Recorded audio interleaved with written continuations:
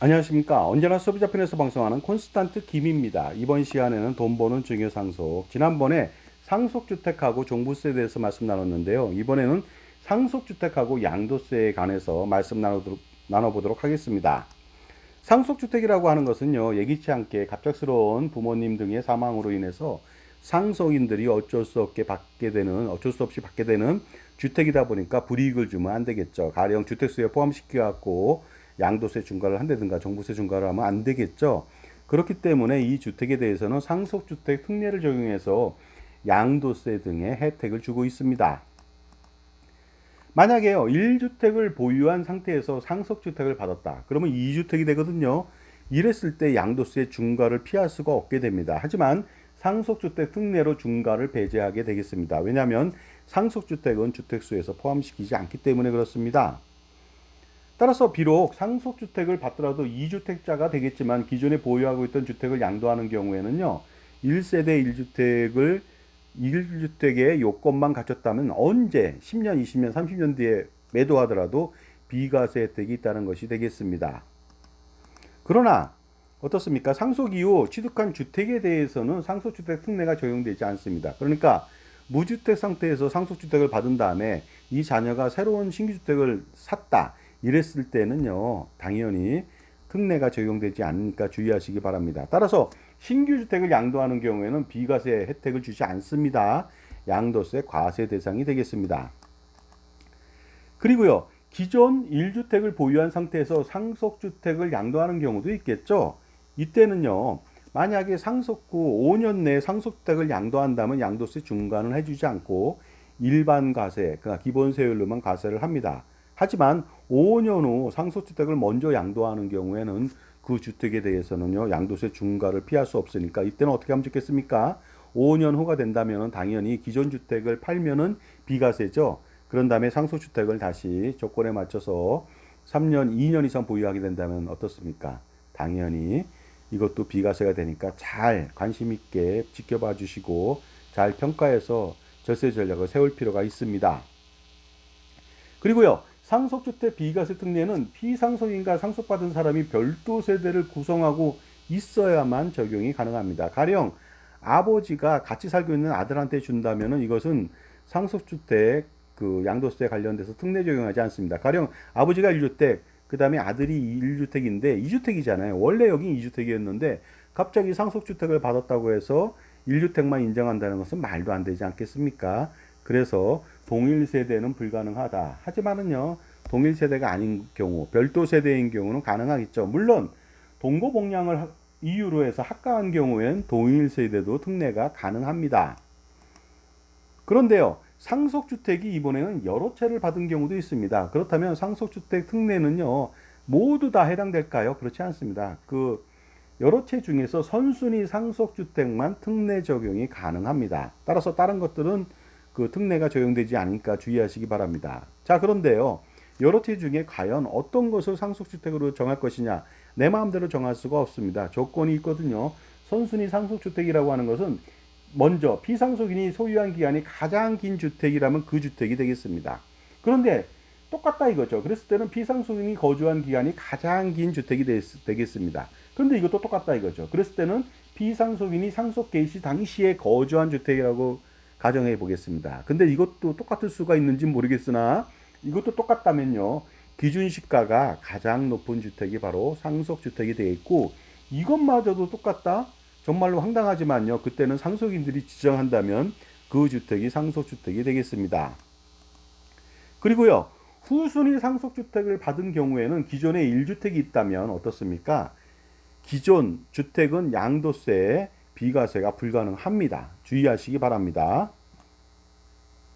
하지만 후순위 상속주택을 취득한 이후에 일반 주택을 3년 내에 양도하게 된다면 비과세가 가능하다. 일시적 2주택으로 인정하겠다는 것이 되겠습니다.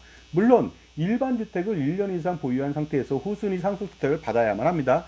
갑자기 주택을 샀는데 1개월 만에 상속주택이 나왔다. 그랬을 때는 인정하지 않는다는 것이 되겠습니다. 후순위 상속주택의 소수 지분만 받은 경우에도 마찬가지로 3년 내에 양도한다면 비과세가 가능합니다.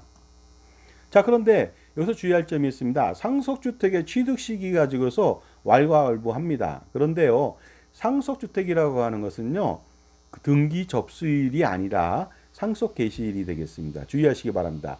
만약에 아버지께서 1월 1일 날 돌아가셨습니다. 돌아가신 날이 바로 상속 개시일이죠. 근데 신고는요, 7월 31일까지 할 수 있거든요. 그러다 보니까 7월 31일까지 등기할 수도 있겠죠. 그렇다면은요, 상속주택의 취득 시기는 7월 31일이 아니고 소급해서 1월 1일이라는 점 반드시 이해해 보시기 바랍니다. 자, 그리고요, 일반 주택 보유자가 상속주택의 소수 지분을 받은 경우도 있겠죠. 그랬을 때는 일반 주택을 양도하더라도 비과세가 가능하니까 잘 알아두시기 바랍니다. 그리고 상속주택의 소수 지분을 받은 경우 만약에 신규주택을 매입해서 신규주택을 양도하는 경우에도 비과세가 된다는 점 반드시 이해해 주시기 바랍니다. 상속주택의 소수 지분도 주택수에서 제외되기 때문에 그렇습니다. 그런데요, 일반 주택 보유자가 여러 채의 상속주택의 소수 지분을 가졌다고 가정해 보겠습니다. 아버지가 돌아가시면서요, 주택 세 채를 남겼는데 그 중에 세 채를 다 받았는데요, 소수 지분입니다. 이랬을 때는 어떻게 할까요?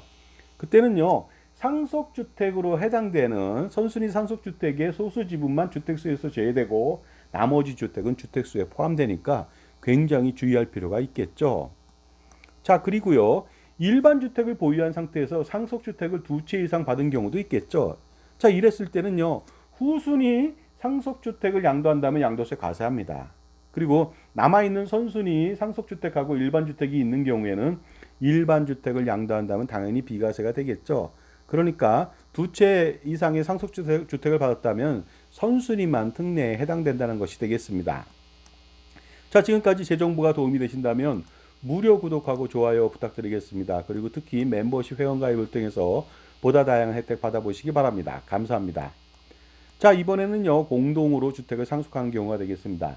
주된 상속인은 상속주택의 지분이 가장 큰 사람, 그 사람이 혜택을 보는 것이고요. 그 다음에 그것이 지분이 똑같다면 상속주택에 거주한 사람이고, 그것도 똑같다면 최연장자 순으로 바로 상속주택의 혜택을 제공합니다. 그래서 주된 상속인한테만 상속주택 특례를 적용한다는 점도 주의 있게 보시기 바랍니다. 자, 이번에는요, 상속주택 소수지분자가 되겠습니다. 주된 상속주택 상속인이 아닌 소수지분권자는 해당 상속주택을 본인 소유의 주택으로 보지 않기 때문에 상속 개시 후 5년이 경과되고 상속주택을 양도하더라도 중과세율은 적용되지 않는다는 점도 이해해 보시기 바랍니다. 그리고요, 다른 주택을 양도할 때 소수 지분권자의 상속주택 지분은 주택수에 포함되지 않는다는 점도 알아두시기 바랍니다. 그런데요, 아버지 어머니가 각각 주택이 있습니다. 그래서 아들도 주택이 하나 있는데 아버지 어머니가 순차적으로 돌아가셨습니다. 그렇다면 상속주택을 2회 연속으로 받을 수가 있을까요? 받을 수 있습니다.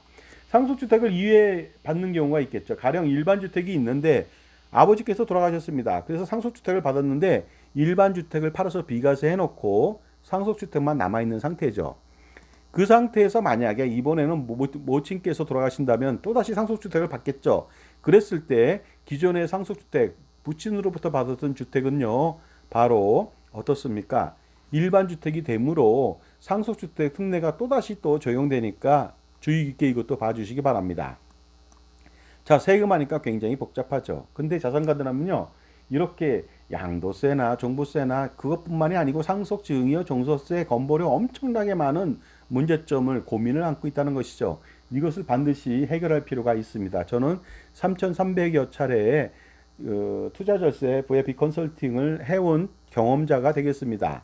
그리고요, 가장 중요한 상속과 증여 절세 전략을 세우면서 또한 투트랙으로 콘스탄트 김의 NGP 플랜을 실행시킨다면요, 할아버지, 아버지, 손자녀 3대에 있는 100년대계 투자 우산하고 그 다음에 세금 우산 반드시 쓸 수가 있다는 점 말씀드리고요. 100년 동안에 정말로 절세 금액은 엄청나겠죠. 정말로 엄청납니다. 그래서 여러분들요, 투자와 절세 두 마리 토끼를 100년 동안 쫓기 위해서, 그래서 성공시키기 위해서, 그로 인해서 수십억 원 내지 수백억 원 아니면 그 이상의 절세를 위해서 반드시 콘스탄트 김의 NGP 플랜 세미나에 참석해 보시기 바랍니다. 2024년도 8월 9일 금요일 오후 2시, 8월 10일 토요일 오후 2시가 되겠습니다. 장소는 강남역 공간 2지고요. 그 다음에 신청 방법은 아주 간단합니다. 바로 저한테 참가비 3만 원만 입금하시고 성함하고 금요일인지 토요일인지 교육계좌를 적어주시면 되겠습니다. 자, 약도 자세히 안내해 드리겠습니다. 강남역 5번 출구에서 밑으로 197m 부근에 있습니다. 전화 주시면 되겠습니다. 자, 지금까지요. 상속주택을 예기치 않게 받았는데 상속주택을 받기 전에 기존 주택에 있었을 때 상속주택 특례와 관련된 양도세에 관련된 세금에 대해서 알아봤습니다. 감사합니다.